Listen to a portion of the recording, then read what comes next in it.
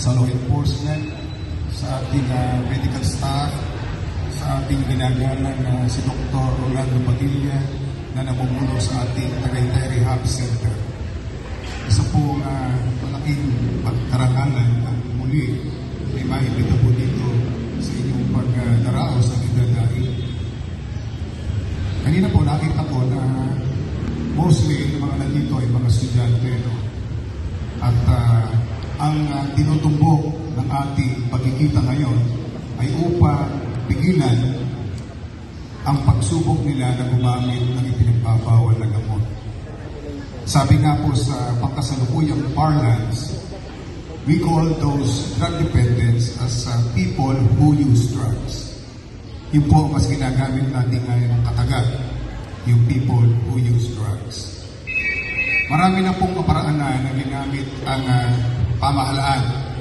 Palagi ko lahat na halos ng kaparaanan ay sinubok na ng pamahalaan upang mapigilan una ang paggamit ng droga, pangalawa, pagtutulak ng ipinagbabawal ng gamot. Napakarami na po. Marami na po nakita tayo sa ating kasaysayan. May masasayang mga naganap, mayroong namang nakalulungkot na mga nagaganap. Sa ating po kasi pagsugpo sa pinagbabawal ng droga, dalawa po ang magkasabay nating panuntunan. Una, yung thoroughness and legality. Yung epektibong pagbangga sa mga taong nagtutulak ng mga ipinagbabawal ng gamot. Pangalawa, yung ating paggalang sa karapatan ng tao. Hindi pwede po magkahiwalay ang dalawang bagay na yan. Lagi po niyang magkasama. Sa akin pong pananaw, ano po ba mga kadahilanan kung bakit ang ating mga kabataan ay nasusubukan o nagiging biktima ng mga bagay na ito, ang illegal na mga gamot?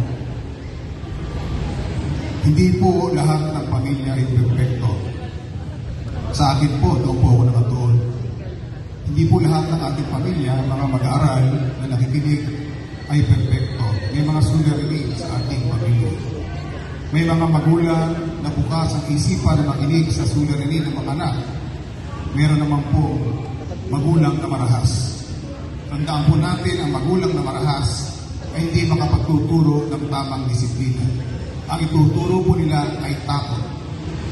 Kahit kailanman, hindi natin pwedeng pairalin sa loob ng tahanan natin ang karahasan sapagkat ito ay hindi magiging mabisang gamot. Ganon din sa mga kanayunan.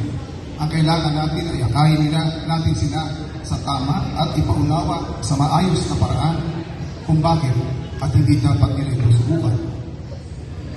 Sa mga mag-aaral na mayroong mga pamilyang maayos, pinagpala po kayo. Sa mga mag-aaral na may suliranin sa kanilang pamilya, ito po ang aking payo. Huwag niyong hayaan na suliranin ito ay naging dahilan upang maligaw kayo ng landas. Marami po tayong tanggapan ng pamahalaan, marami po tayong kapamilya na maaaring malapitan maliban sa mga magulang o kapatid. Marami tayong opisyal na barangay.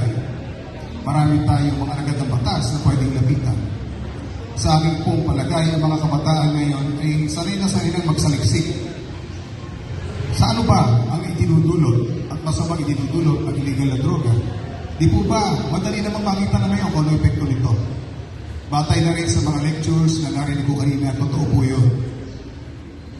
Madali na malaman at palagay ko, may sariling pag-iisip sapagkat ang mga kabataan ngayon ay masigit na independent, mga kabataan ngayon ay higit na matalino kaysa kami noon. Kaya ako hinihibo ko ang mga kabataan, maging objective po tayo, maging mapanuri po tayo, at huwag nating hayain ang mga suliranin at impluensya hahatak sa atin sa ipinagbabawal na gamot ay mamayani. Sapagkat tayo ang gumuguhit ng sarili nating kapalaran, kung saan mo dinila yung sarili, doon ka pupunta. Doon naman po sa mga gumamit na at nagising sa katotohanan na hindi ito dapat. Nawa po ipagpatuloy ito. At nawa po ay maging inspirasyon kayo ng mga kabataan, ang lahat, at pati ng lahat na maaaring maging biktima nito. Sabi nga po natin, ang drug dependence ay hindi po krimen. Hindi po ito krimen. Ito po ay isang karamdaman na nangangailangan ng ekspertong intervention sa pamamagitan po ng ating mga eksperto kagaya po ng ating Tagaytay Drug Rehab Center. Ako po ay nag-isaksi sa mga matagumpay nila paglilingkod. Nakita ko ang karamihan na nagdaan sa kanila na nabigyan ko pa ng pag-asa. Mga taong parang wala ng pag-asa, ngunit sa pamamagitan ng tapat at paglilingkod ng mga taga-Department of Health, sila po ay naiiwas and they were effectively reformed. Most of them are presently deployed sa Department of Health. Most of them are now productive in their respective professions.